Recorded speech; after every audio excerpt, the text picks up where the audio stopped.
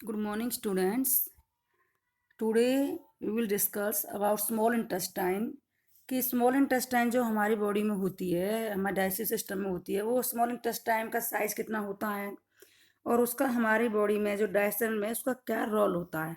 इससे पहले आप स्टमक तक पढ़ चुके हो। स्टमक से पहले हमारा माउथ था, ब्यूकल कैविटी, फिर ओएसोफेगस था, फिर स्टमक था। स्टमक में भी क्या क्या रिलीज होता है, सीएल वगैरह रिलीज होता है ना। ये सारी चीज़ें आपको मैं बता ही चुकी हूँ पिछली क्लास में। आज मैं आपसे स्मॉल इंटेस्टाइन के बारे में डिस्कस करूँगी। Small intestine is the longest या largest part of the alimentary canal. जो हमारी एलिमेंट्री कैनाल होती है उसमें सबसे बड़ा पार्ट क्या होता है, लॉन्गेस्ट पार्ट होता है इसका ये स्मॉल इंटेस्टाइन। जो स्मॉल इंटेस्टाइन है इसका साइज होता है 7.5 मीटर्स, 7.5 मीटर इसका साइज होता है। और ये जो है small intestine arranged in the coil form, ये कॉइल मीन्स जैसे कॉइल होती है ना, उस तरह से ये अरेंज हो जाती है। बाकी इसका साइज बहुत ज़्यादा बड़ा होता है लेकिन दिखता नहीं है वो। The small intestine receives secretions from 2 glands. जो स्मॉल इंटेस्टाइन है इसमें अपना तो इंटेस्टाइनल जूस सीक्रेट करती है ये, उसके साथ साथ इसके अंदर गाल ब्लैडर से और इससे लिवर से, दोनों जगह से क्या आते हैं इसके अंदर, या पेनक्रियाज से भी इसके क्या आते हैं, सीक्रेशंस आते हैं। लिवर जो होता है, the wall of the small intestine also secret digestive juice called intestinal juice. इसकी जो वॉल होती है ये भी सीक्रेट करती है अपना डाइजेस्टिव जूस, जिसे कहते हैं इंटेस्टाइनल जूस। इसके थ्री पार्ट्स मैं आपको बता ही चुकी हूँ इंटेस्टाइन के। Next liver.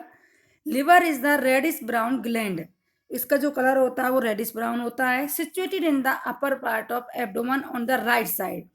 ये जो है हमारे एब्डोमन में राइट साइड में सिचुएटेड होता है।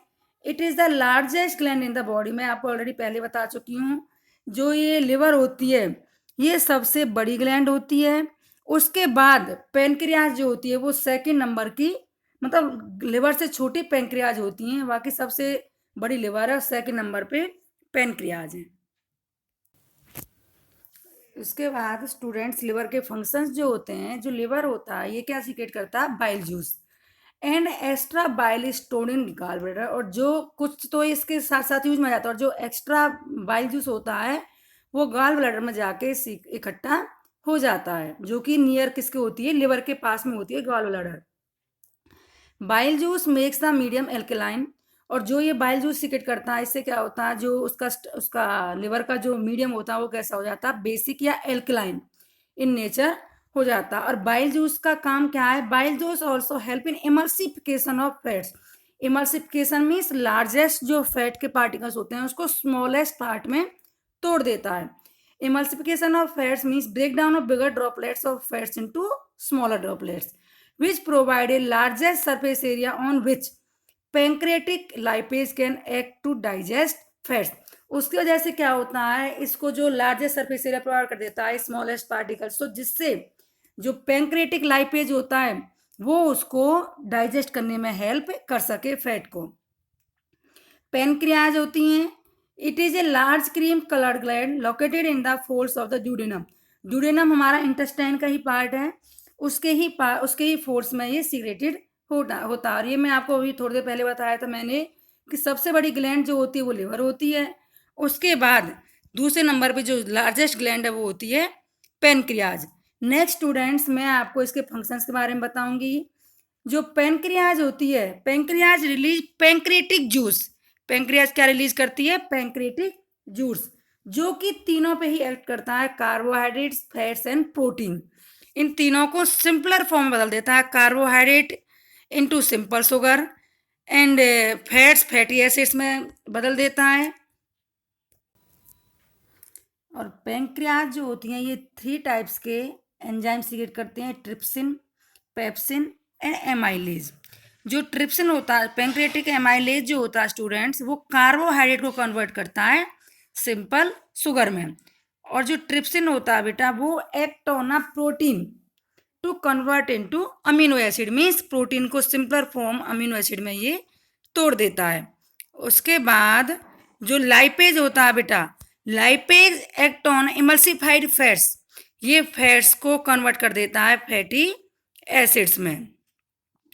उसके बाद स्टूडेंट्स, उसके बाद आता है इंटेस्टाइनल जूस। जो इंटेस्टाइनल जूस होता है ये क्या है, ये तो पहले ही जो पेनक्रियाज से उसने इनको कार्बोहाइड्रेट को तोड़ दिया सिंपल फॉर्म में शुगर में एमाइलेज ने, फिर उसके बाद ट्रिप्सिन ने तोड़ दिया उसको प्रोटीन्स को, लाइपेज ने तोड़ दिया फैट को फैटी एसिड्स में। उसके बाद जो इंटेस्टाइनल जूस है, the partly digested food now reaches to lower part of the small intestine. अब जो डाइजेस्ट हो गया फूड वो कहाँ जाता है स्टूडेंट्स, वो जाता है हमारे इंटेस्टाइन के लोअर पार्ट में। Digestion which start in the mouth is completed in the small intestine. हमारा जो डाइजेशन स्टार्ट हुआ था वो कहाँ से स्टार्ट हुआ था, माउथ से या ब्यूकल कैविटी से, और एंड कहाँ पे हो रहा है, कंप्लीट डाइजेशन कहाँ पे हो रहा है हमारे फूड का, स्मॉल इंटेस्टाइन में। The enzymes in the intestine juice act upon the partly digested food. और जो ये इंटेस्टाइनल का जूस जो होता है, ये जो पार्सली डाइजेस्टेड फूड है, जो मीन्स कंप्लीट डाइजेस्ट नहीं हुआ, अभी जैसे अमाइलेज ने तोड़ा था, फिर लाइपेज ने तोड़ा था, फिर ट्रिप्सिन ने तोड़ा था, इससे कंप्लीट डाइजेस्ट नहीं हुआ। अब इंटेस्टाइन है जो वो उसे कंप्लीट डाइजेस्ट कर देती है और कन्वर्ट कर देती है उसे सिंपल सॉल्युबल सब्सटेंस में। और यहाँ से इस फूड का कंप्लीट डाइजेशन होके जो वेस्ट मटेरियल होता है वो कहाँ जाता है स्टूडेंट्स, वो जाता है स्टूडेंट्स लार्ज इंटेस्टाइन में। अब ये जो आप देख रहे हो ये मैं आपको पहले बता चुकी हूँ, कार्बोहाइड्रेट जो इंटेस्टाइनल जूस है वो ग्लूकोज को ग्लूकोज जो सिंपल फॉर्म में तोड़ देता है, फैट को फैटी एसिड्स में ग्लाइसोल में तोड़ देता है, प्रोटीन को इंटेस्टाइनल जूस जो अमीनो एसिड में तोड़ देता है। Minerals and vitamin present in the food do not need to be changed. और मिनरल्स और विटामिन को कोई डाइजेस्ट करने की जरूरत नहीं होती, cells are able to absorb them as they are. Means जैसे ये होते हैं मिनरल्स और विटामिन जो हमें फ्रूट्स और वेजिटेबल से मिलते हैं, इन्हें डाइजेशन करने की जरूरत नहीं होती, इन्हें हमारी सेल्स डायरेक्टली अपने अंदर एब्जॉर्ब कर लेती हैं। Absorption in small intestine. अब जो स्मॉल इंटेस्टाइन में इसमें फूड का एब्जॉर्प्शन कैसे होता है, इसके अंदर क्या होता है students, the process of absorption takes place in ileum with the help of finger like projection called as villi. इसके अंदर क्या होता है, स्मॉल इंटेस्टाइन के अंदर एक फिंगर लाइक प्रोजेक्शंस होती हैं जिन्हें कहते हैं विली। ये विली क्या करती हैं, उसके अंदर फूड के एब्जॉर्प्शन के लिए सरफेस एरिया को बेटा बढ़ा देती हैं। Villi help in increasing the surface area in small intestine for absorption of digested food into the blood. ताकि जो फूड है उसके लिए जो ताकि उस डाइजेस्टेड फूड का अधिक से अधिक एब्जॉर्प्शन कर ले ब्लड, उसके लिए विली क्या करती हैं, हमारे इंटेस्टाइन के अंदर सरफेस एरिया को बढ़ा देती हैं। They are richly supplied with blood capillaries and thin walled, so food is easily absorb into the blood. इसके अंदर ब्लड कैपिलरीज होती हैं जिसकी हेल्प से ये फूड इजीली हमारे ब्लड के अंदर एब्जॉर्ब हो जाता है। अब ये ब्लड एब्जॉर्ब तो ये फूड जो हमारे इसके अंदर एब्जॉर्ब तो हो गया, उसके बाद बेटा इसका क्या होता है, एसिमिलेशन। एसिमिलेशन में क्या होता है, the blood carries the absorb food from the small intestine to the small intestine से कहाँ ले जाता है, various parts of the body. ये क्या करता है, इस फूड को जो हमारी ब्लड में आ गया है, अब ब्लड हमारी पूरी बॉडी में सर्कुलेट होता है, अब ये ब्लड क्या करता है, जो एब्जॉर्ब किया है इसने फूड, इसे हमारी बॉडी के सारे पार्ट्स में सर्कुलेट कर देता है। For the growth and development of the body, हमारी बॉडी की ग्रोथ एंड डेवलपमेंट के लिए, हमारे शरीर के विकास या वृद्धि के लिए ये हमारे इस फूड को पूरी बॉडी में सर्कुलेट कर देता है। और इसी प्रोसेस को क्या कहते हैं हम, assimilation. Energy is release in the cells by breakdown of glucose in the presence of oxygen. और उससे क्या होता है स्टूडेंट्स, उससे हमें एनर्जी जो वो एब्जॉर्ब किया वो पूरी बॉडी में चला गया, अब उसे हमारी सेल्स जो यूटिलाइज करके और उससे क्या देती हैं, हमारी बॉडी को एनर्जी देती हैं। अब बेटा जो ये फूड ये ब्लड में चला गया, एब्जॉर्ब फूड था जो पूरी बॉडी ने यूज कर लिया सेल्स ने, हमें एनर्जी प्रोवाइड कर दी। उसके बाद क्या होता है, इजेक्शन ऑफ अनडाइजेस्टेड फूड या रिमूवल ऑफ इजेक्शन मीन्स होता है रिमूवल ऑफ वेस्ट मटेरियल। जो हमारी बॉडी के वेस्ट मटेरियल का हमारी बॉडी से बाहर निकालना वो होता है इजेक्शन या excretion. The food that remain undigested and unabsorbed passes from small intestine into the large intestine। जो फूड हमारी बॉडी के लिए वेस्ट होता है, जैसे कि आपने केला खाया, केले के छिलकों को आप खाने के बाद क्या करते हो बेटा, डस्टबिन में फेंक देते हो। तो वही सेम प्रोसेस होता है, जो फूड हमारी बॉडी के लिए जो जरूरी मटेरियल होता है उसे स्मॉल इंटेस्टाइन एब्जॉर्ब करके ब्लड में सप्लाई कर देती है, और जो वेस्ट मटेरियल है वो स्मॉल इंटेस्टाइन से कहाँ चला जाता है, लार्ज इंटेस्टाइन में।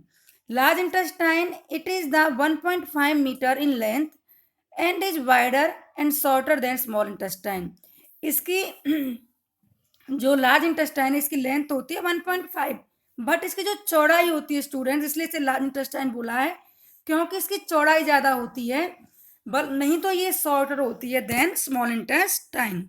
फंक्शन, इसका काम क्या होता है स्टूडेंट्स, इसका काम होता है, ये क्या करती है, इट जो ये वेस्ट मटेरियल होता है, ये लार्ज इंटेस्टाइन इस वेस्ट मटेरियल को हमारी बॉडी से बाहर निकालने में हेल्प कर देती है। और अगर ये वेस्ट मटेरियल हम बाहर नहीं निकालेंगे या किसी भी कारण से हमारी बॉडी में स्टोर हो गया, तो स्टूडेंट ये हमारे लिए बहुत ज़्यादा खतरनाक होता है, क्योंकि इसमें टॉक्सिक मटेरियल होते हैं, और अगर हम वेस्ट मटेरियल को बाहर नहीं निकालेंगे तो हमारी डेथ भी हो सकती है। अब नेक्स्ट क्लास में मैं आपको सिर्फ एक ही टॉपिक बताऊंगी कि जो अमीबा होता है इसके अंदर फूड का एब्जॉर्प्शन या मतलब इसके अंदर सारे प्रोसेस बताऊंगी। जैसे हमारे अंदर होता है पहले वो होता है इंजेक्शन होता है, फिर एब्जॉर्प्शन होता है, सिमुलेशन, एक्सक्रीशन, इस तरह से अमीबा के अंदर भी कैसे कैसे अमीबा अपने फूड को सारे स्टेप्स में किस तरह से इस फूड को लेता है। Thank you students.